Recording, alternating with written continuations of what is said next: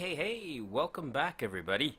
Um, well, today we are going to be doing, or rather we'll be working on CSS, or cascading style sheets. Now, cascading style sheets are basically a way of cosmetically improving your web pages. Now, there are three general ways of putting in a cascading style sheet syntax. And I'm going to show you all three, and I'll tell you what the best practice is. So let's go ahead and begin. First up, let's go ahead and create a new file. So this is the folder that we created before in the previous video, and I'm just going to use the same folder, and I'm just going to add a file to it, and let's call this, let's see now, let's call this the styling page, or the stylin page .html. So stylin.html, and this is our HTML page. I'm just going to do a quick review over here. I think you all remember how to create a general HTML page. Just for review purposes, we start off with an exclamation mark, doc type HTML, and there you go. The document has been marked as a HTML5 document. Wonderful. Then what? Well, I told you it has to have a root element, right? So we'll just do that root element now. There you go. And that's the root element. Done! Then we have, remember, a HTML document has two parts. A head, just remember when you open a head, make sure to close it. And, of course, it also has a body. Again, I hope you remember what the use of a body was. Essentially, when you want to display something onto the screen, you basically put it inside the body. If you want to give descriptions about the page, you put it inside the head. Okay, so let's go ahead and begin here. So let's say inside the body you have a H1, a header, right? And let's say welcome back, and I'll just write that over there.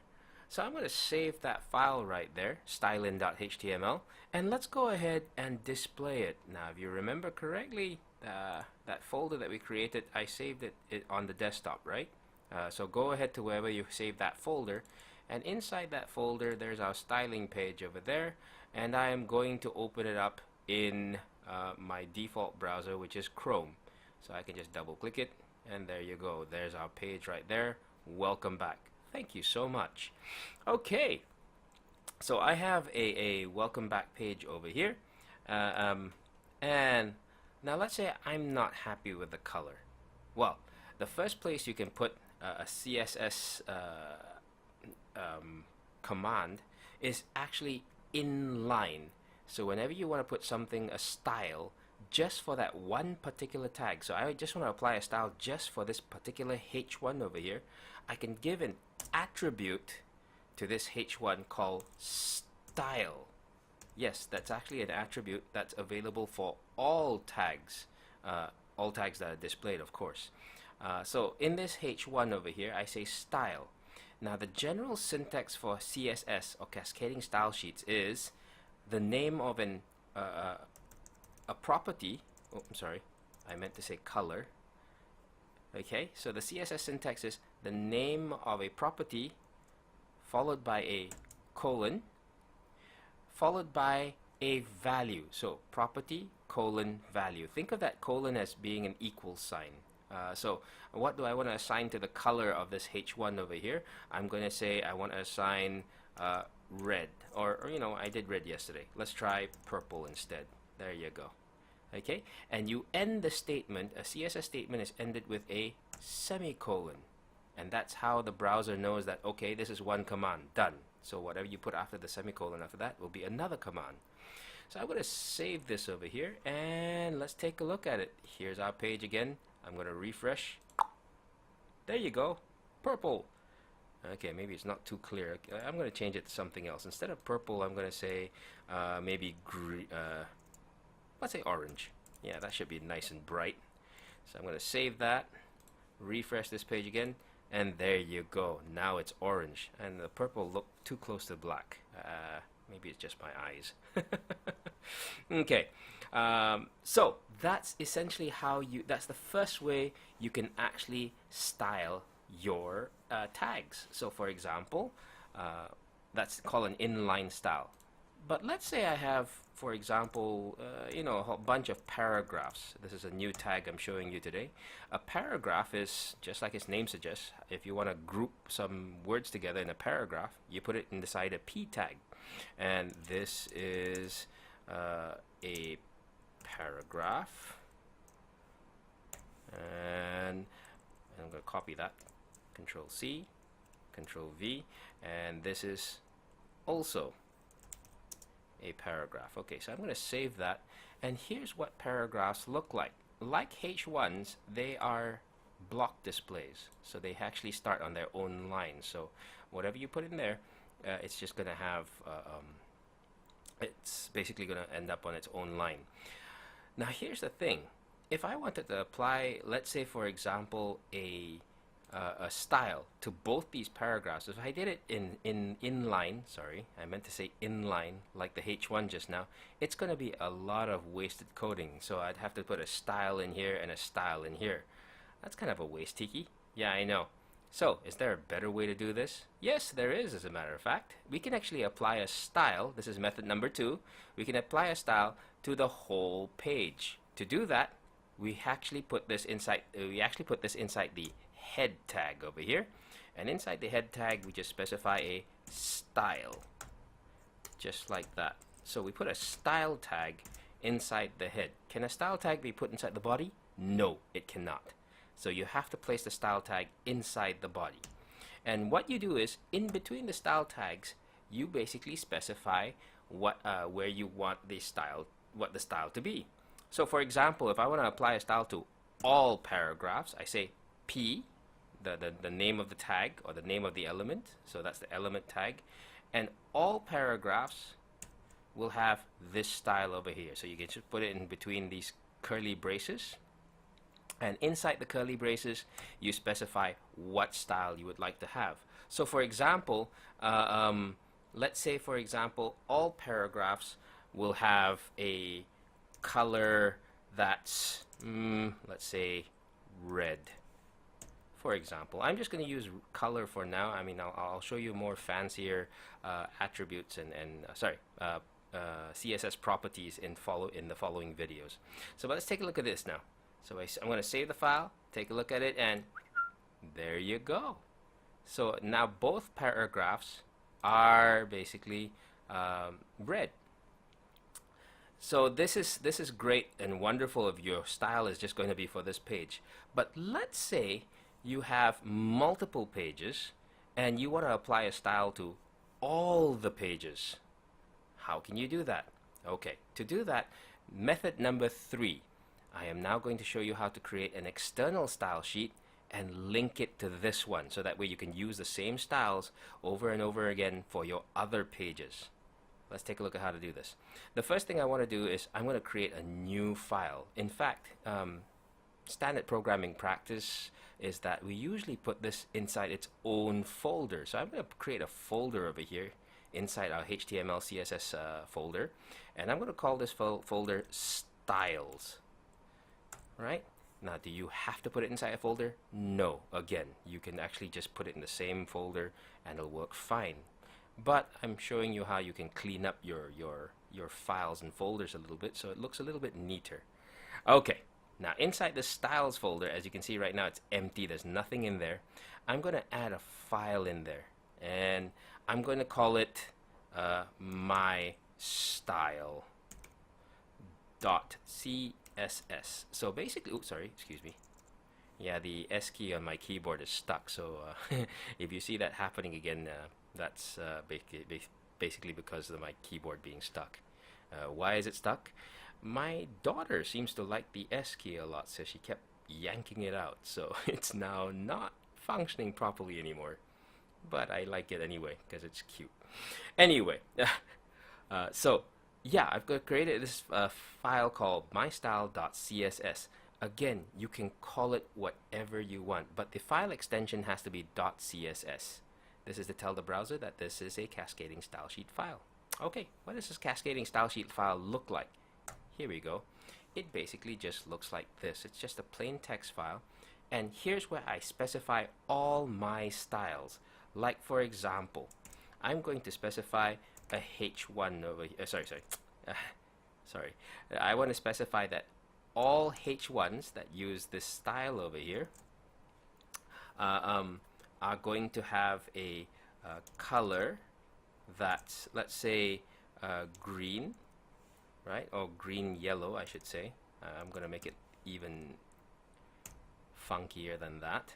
Okay, and I'm going to say it has an underline, so I'll go say text dash decoration. Again, don't worry about these properties yet. I will introduce them as we go along. So text decoration, I'm going to say I want all H1s to be underlined. Ta-da! There you go. Okay. Then I'm going to say all paragraphs. Oh, sorry. Paragraphs are the P tag. I don't know what I'm doing. Okay, so I'm going to say paragraphs over here. Now you might be getting a bit, you might be wondering, Tiki, is there any difference between having the opening bracket up here and putting the opening bracket down here? No, there isn't. They both actually mean the same thing. In fact, there's a lot of programmers out there who prefer to do this, and they're mostly old school programmers. The younger generation, they just basically like to do this. Again, it's entirely up to you. So long as the opening brace is here and the closing brace is here, that's all the browser cares about. So everything that you put in between this pair of braces over here belongs to the H1. Okay, so for all paragraphs, I'm going to say all paragraphs have a font size. Let's say the font size is let's see now. I'm going to make it huge just to make it so obvious. I'm going to say the font size is 24 points. Ta-da! There you go. Okay, so all H1s and all paragraphs. Now here's the thing. I have my CSS file over here. How do I attach it to my styling page over here? Very simple. All I need to do is, instead of the style over here, I can just remove this now. I don't need it anymore, so I'm just gonna, there you go, remove that. And instead, replace it. Instead of a style tag, I'm gonna replace it with a link tag. This is a new tag you're learning today. Now, a link tag is an empty tag and does not have a closing. So remember what I told you yesterday. The link tag basically works like this. Okay. Now, inside the link tag, there are two properties or two attributes that you must have. The first one is called href. Href basically means where is the link, or what's the URL, or where's the location of the file I want to link to. So I want to link to the file, mystyle.css, is inside this folder called styles, right? Remember, this is the page we're referring to right now. This is the page we're in right now. And relative to this page, the file that we're trying to link to is inside another folder, in a subfolder. Okay, so the name of the subfolder is styles, right? / mystyle.css. And there you go. This is one way of linking a file. But remember I told you this link tag needs a second attribute. The second attribute is called rel, short for relationship. What is the relationship of this link? Now there are many relationships, and I will go through some of them as we go along. But this particular relationship, I want to specify it's a style sheet. There you go. So the relationship of this link is style sheet. And just so you can see the effects, I'm going to save this right here, and I'm going to remove this style from the H1. I just want to see, I want to show you what happens, and then I'm going to put it back and I'm going to show you what happens. Okay, so this H1 no longer has an inline style. All the styles for this whole page is coming from this link over here. And just to refresh your memory, inside this style sheet over here, we said that for all H1s the color is going to be green yellow, and it's going to be underlined, whereas all paragraphs are going to have a font size of 24 points. So I'm going to save that, and let's take a look at what's happening. Ta-da! Oops, sorry, let me refresh that. Ta-da! So you can see that the H1 is now green yellow and has an underline, and all paragraphs are now larger, 24 points to be precise. Okay, so these are the three basic ways you can actually specify a style for your page. And by doing it this method, which is the most common method that a lot of web developers use, I can apply the same file to multiple pages. So if I create another page, like for example, we did this basics page yesterday. So instead of putting the styles over here, I'm going to remove that style right there. So I'm going to remove the style tag that we did yesterday, and that's it. Okay, and what I'm going to do is I'm going to apply that style over to this page. So I can just say link href. In case you're wondering, do all these attributes have a sequence? I mean, do I have to put href before the relationship? Answer, no. You can actually put, whatever sequence you want. So you can actually put relationship first, and I'll say the relationship is style sheet, and the second attribute is href. So again, relative to the location of this page, the style sheet I'm looking for is inside the styles folder, and inside that styles folder I have a my style.css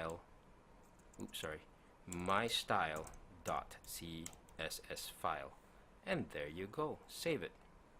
So now if we take a look at this page, this is the styling.html. So if I change this to just basics, the one that we did yesterday, ta-da! As you can see, the H1 also has the same style. So that's the benefit of using this method, where you can actually have an external style sheet, and you can just link that external style sheet to each and every one of your pages. Now we're not done yet, because in the next video I'm going to continue with style sheets, because now we have to talk about selectors. Okay, so I'll see you in the next video. Hey everybody, thank you so much for watching. If you liked what you saw, please subscribe. Also, check out the links below. And if you'd like me to cover something else, please leave a comment down below.